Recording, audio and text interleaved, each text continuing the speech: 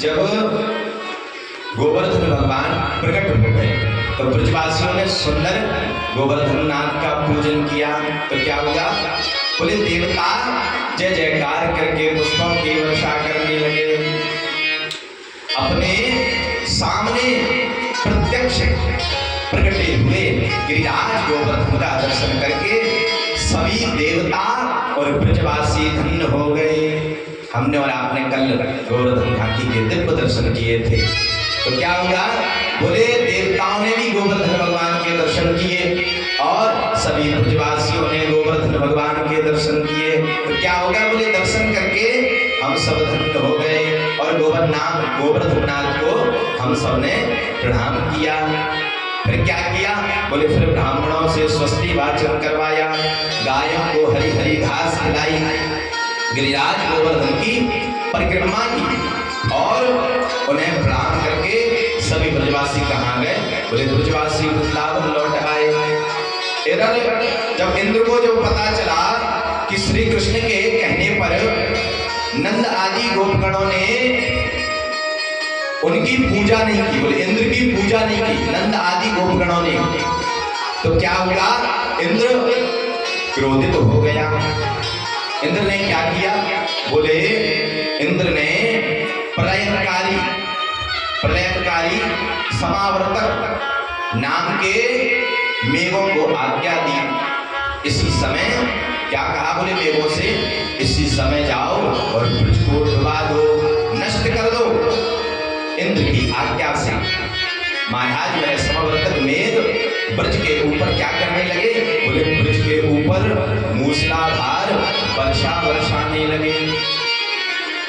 जब ब्रज डूबने लगा तब गोपियां शीत के कारण कांपने लगे। शीत मतलब सर्दी के कारण कांपने लगे। भगवान श्री कृष्ण की शरण में आए।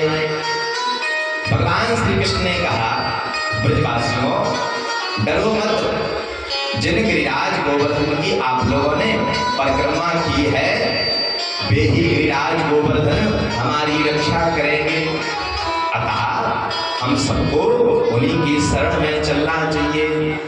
भगवान श्री कृष्ण के साथ सभी गोपियां और महाराज सभी ब्रजवासी गिरिराज गोवर्धन की शरण में आए।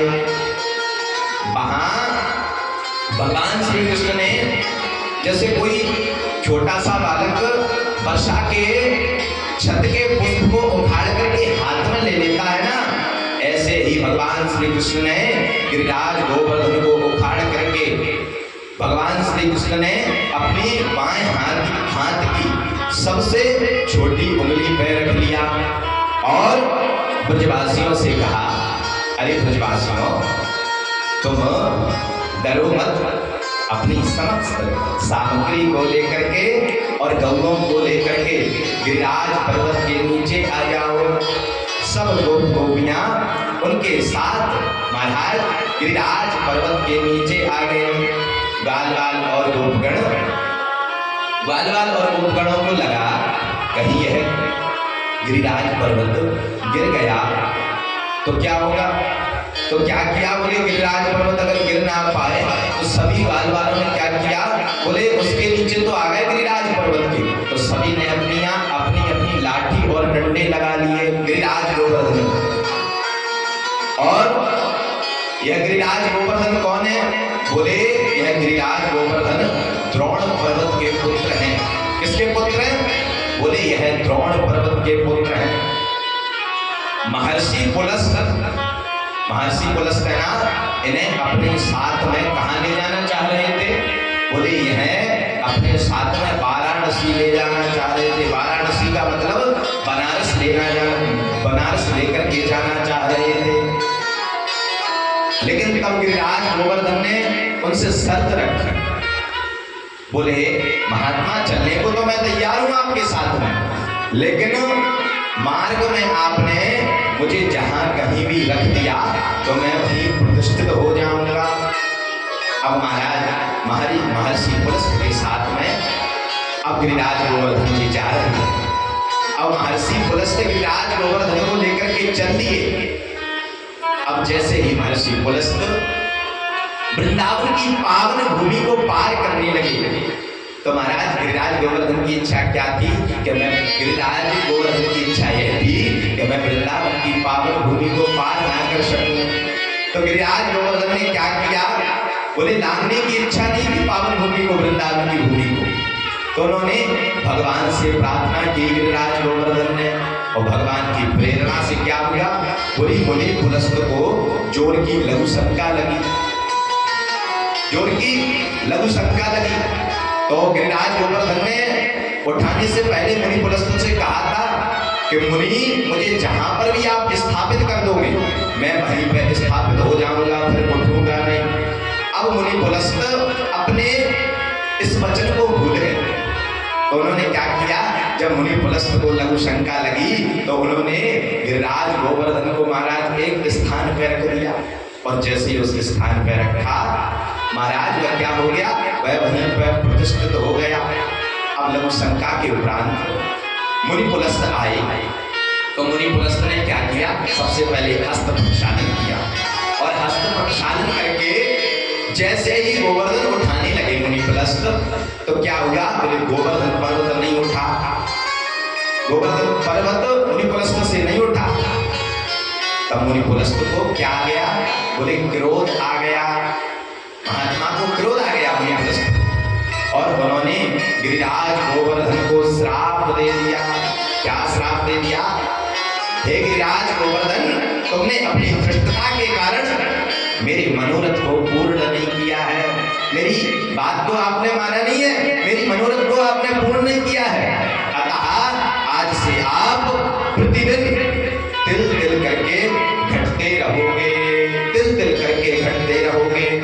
इधर जब गिरिराज गोवर्धन पर्वत को धारण किए हुए कन्हैया को कितने दिन हो गए, बोले कन्हैया को 6 दिन हो गए। अपनी उंगली पे कन्हैया महाराज कनिष्ठ का उंगली पे कन्हैया 6 दिन से गिरिराज पर्वत को धारण किए हुए हैं, 6 दिन बीत गए हैं कन्हैया को।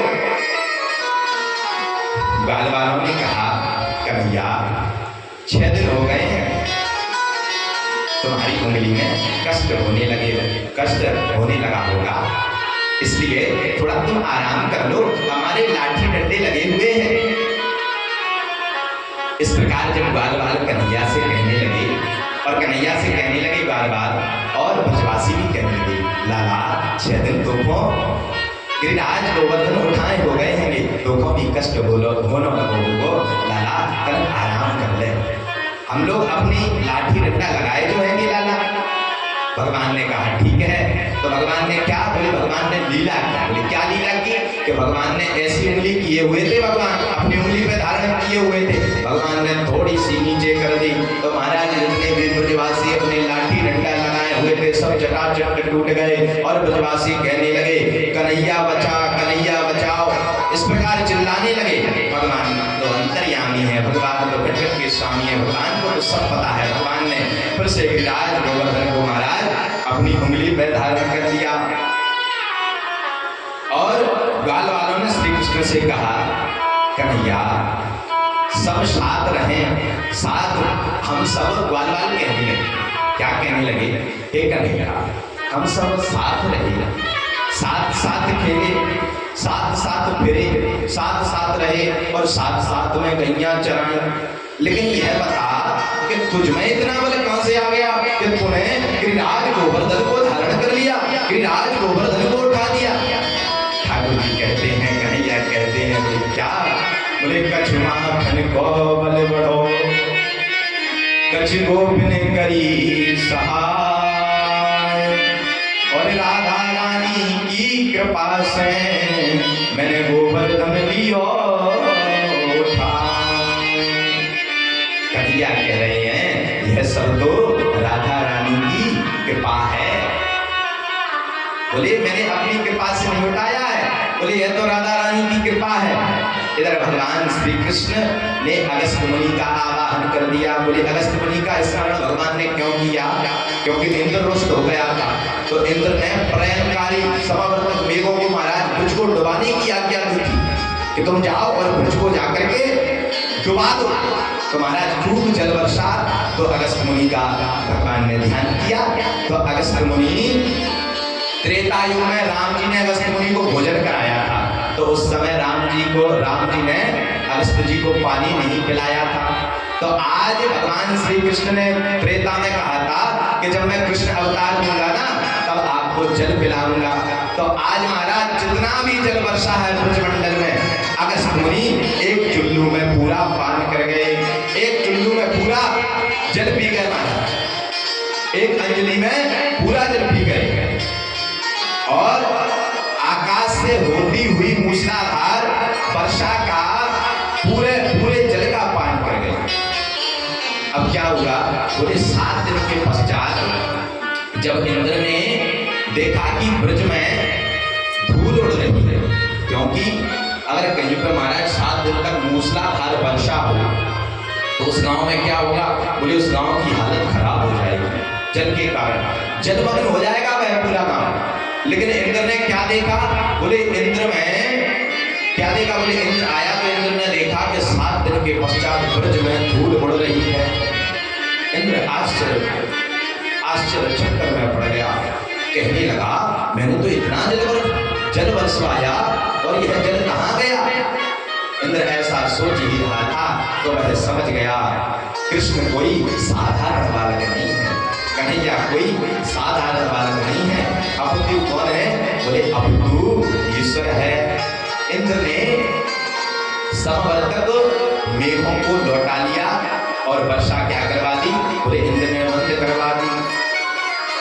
और श्री कृष्ण ने पूर्व की भांति, भगवान श्री कृष्ण ने पूर्व की भांति गोवर्धन पर्वत को उनके स्थान पर क्या कर दिया, बोले भगवान ने जहाँ गोवर्धन रखे हुए थे वहीं पर पुनः स्थापित कर दिए। श्री कृष्ण के इस पराक्रम को देख करके गोपगण नंद बाबा से कहने लगे, बाबा ओ बाबा, नंद बाबा से कह रहे हैं, क्या कह रहे हैं, हे नंद बाबा, कहाँ तो 7 वर्ष का नन्हा कन्हैया, बोले कन्हैया कितने हैं, बोले कन्हैया 7 वर्ष के बालक हैं। और बोले कहाँ 7 वर्ष के नन्हे कन्हैया और कहाँ 7 कोस का गिरिराज गोवर्धन पर्वत। और कन्हैया ने 7 दिन तक महाराज कनिष्ठ का उंगली पे धारण किया। ब्रजवासी नंद बाबा से कह रहे हैं, बाबा तुम सत्य बतलाइयो, यह आपको पुत्र कौन है। बोले जो आपका पुत्र है ना बाबा, हमें पता नहीं है, आप हमें यह बतलाओ, सत्य बतलाना बाबा कि आपका पुत्र कौन है। नंद बाबा ने कहा, गोपगणों तुम श्री कृष्ण के विषय में क्या करो, बोले तुम श्री कृष्ण के विषय में संदेह मत करो। क्यों, बोले संदेह क्यों नहीं करें, बोले संदेह वाली बात है ना तो इसलिए तो संदेह कर रहे हैं। बोले एक बार क्या हुआ, बोले जब भगवान का जन्म हुआ था ना तो मैंने गर्गाचार्य जी को बुलाया था, तो उनने पूरी भगवान की महिमा को बतलाया था। कभी की कथा में मैंने बताया था कि भगवान की लीलाओं के बारे में नहीं बताया था गर्गाचार्य जी ने नाम करने के समय। तो बोले मैंने गर्गाचार्य जी को बुलाया था, नंद बाबा कह रहे हैं, तो उन्होंने मुझसे कहा था कि तुम्हारा बालक गौ की रक्षा करेगा, प्राणियों की रक्षा करेगा, सहायता करेगा और विषम से विषम परिस्थिति में महाराज ब्रजवासियों की रक्षा करेगा। इस प्रकार नंद बाबा ने अपने पुत्र का ऐश्वर्य, कीर्ति और सौंदर्य से साक्षात नारायण के समान होने का नंद बाबा के वचनों को सुनकर के गोपगणों की क्या हुई, जब गोपगण पूछ रहे थे तो नंद बाबा ने सुंदर जो गर्गाचार्य जी ने कहा था वही बात गोपगणों को समझा दी। तो गोपगणों की शंका दूर हो गई। तदनंतर क्या हुआ, बोले तदनंतर अब इंद्र को पश्चाताप होने लगा। बोले क्या पश्चाताप होने लगा, बोले मैंने भगवान का अपराध किया है। बोले ब्रज में बरसाई ना इंद्र ने, तो इंद्र ने क्या किया, बोले इंद्र ने ब्रजवासियों को बहाना चाहा। ब्रजवासियों को इंद्र ने क्या करना चाहा, बोले बहाना चाहा। तो इंद्र ने अपराध तो किया है, तो अब इंद्र क्षमा मांगने आया है भगवान से। कैसे आया है क्षमा मांगने, देवराज इंद्र सुरभि गाय को, गौ माता होती है ना जो, गौ माता को आगे लेकर के मारा। ऐसे नहीं आया, नहीं ऐसे ठाकुर जी क्षमा नहीं करते इंद्र को। इंद्र कैसे आया? बोले इंद्र सुरभि गाय को आगे लेकर के आकाश गंगा के जल को लेकर के श्री कृष्ण के पास आया और भगवान श्री कृष्ण के चरणों में प्रणाम करके आकाश गंगा के जल से भगवान श्री कृष्ण का अभिषेक किया। सुरभि माँ ने अपने दूध से श्री कृष्ण का अभिषेक किया और गाय की रक्षा के कारण श्री कृष्ण को गोविंद नाम प्रदान किया। इंद्र ने भगवान श्री कृष्ण से क्या मांगी? सुंदर स्तुति की और क्षमा मांगी। और इंद्र कहाँ गया? बोले इंद्र यहाँ से स्वर्ग लौट करके आ गया। बोले वृंदावन बिहारी लाल की